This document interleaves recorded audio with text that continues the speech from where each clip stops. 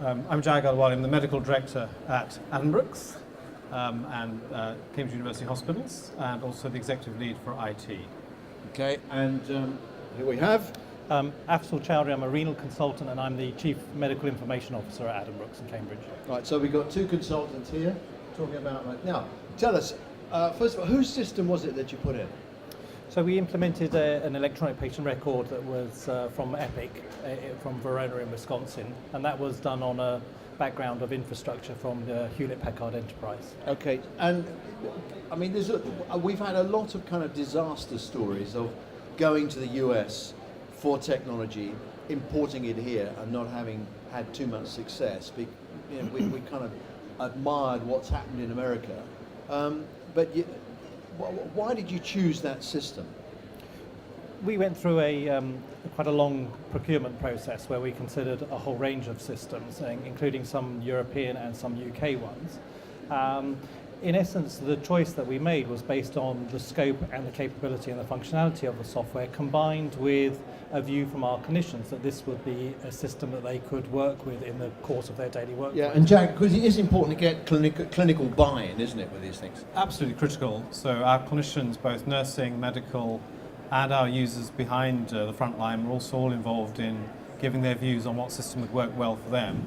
And the clinical buy-in is critical because this cannot be cast as an IT program. This is a clinical set of tools, and it's changing the entire way the hospital is going to work. So it's got to have the buy-in of nursing staff, medical staff, and others.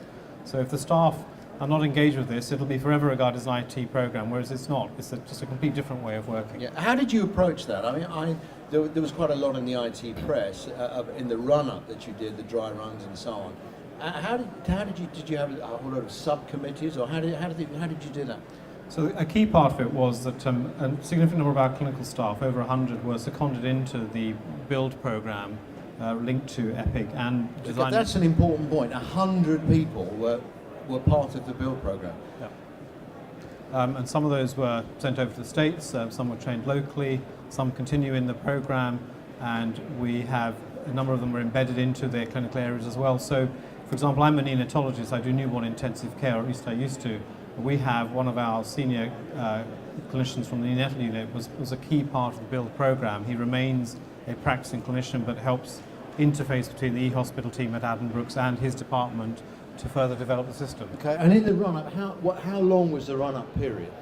So the implementation process was 18 months from the day of signing the contract through to going live. And obviously we're now another 18 months on from that. And during that time we've seen our implementation team and those ongoing support team gain significant skills, and are really a very highly skilled group now in configuring the system. And for Go Live we trained all 12,000 staff, and now 18 months on, this is what's led to the achievement of this award, which is not a measure of what we switched on, but is a measure of how the hospital is using the system. Training 12,000 people, that's a big old lump of training, isn't it? And consider that you'll have agency staff as well, junior doctors on rotation. How did you approach that? We ran training sessions over a 9-week period. We were training from 6 o'clock in the morning till 10 o'clock at night for 6 days a week to begin with, and then on the 7th day as well as we got closer to Go Live. We've continued to refine our training since then, and we've learnt a lot about what the content of the training should be. We also are now working on some e-learning. We have refresher classes. It does make life a little bit more difficult when you're trying to employ locum staff, and because they need to be skilled in the system in order to use it. But we focused on building up our own bank of nurses, working with a number of locum agencies, and we've seen real progress with our training. When we changed all of our junior doctors last summer, there was no dip in perceptible performance across a number of metrics that we might have expected them to do. But we're all very used to IT, and it seems that when we come to work, the NHSP is an IT desert, and we step back into the 1960s. But people are really quite receptive, aren't they? If the user interface is familiar, it's not that complicated. I think that's right. I think it is familiarity with the user interface and making sure that what we don't end up doing is simply creating an electronic environment, some of the weaker processes and flows we are following on paper. So it is familiarizing people with it. It's also giving them the confidence that they can use the system without causing damage to the record and so forth, so they play as well. I think that's really important. Another aspect of training, which I think is critically important, is now that a year and a half on, we've got fantastically expert users who are providing coaching and collaboration and support for their own colleagues within their own teams. Yeah, so people share their knowledge. There was, I mean, I wrote about this at the time, and I said I thought the way you did the implementation was an exemplar, really, and the time that you took, because that's the key element. Often, you know, we buy stuff, take it out of the box, plug it in, and expect people to use it.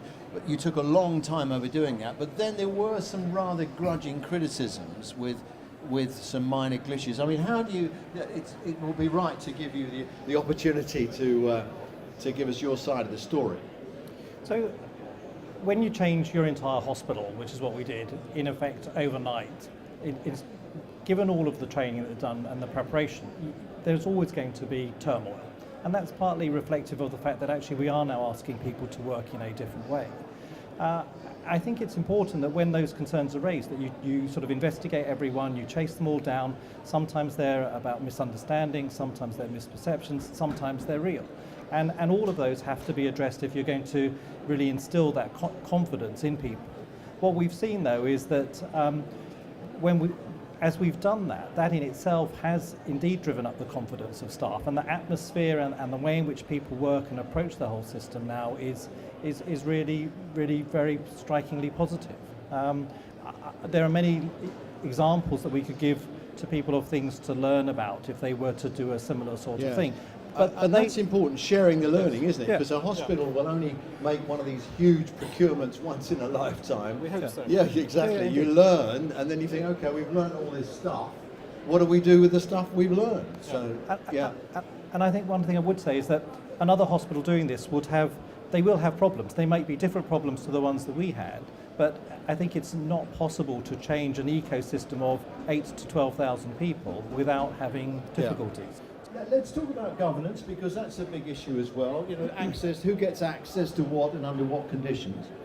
So all of the rules that we had around who had access to records are in essence the same. It's just the modality and the manifestation by which they access the records. So we have many, many templates within the system, consultant level templates, nursing level templates, read-only templates. We have templates for clinical trial monitors so that they can come and do the proper governance of our clinical trials that we run. So none of that has proven to be difficult at all. As I say, the original policies, processes, they all remain unchanged.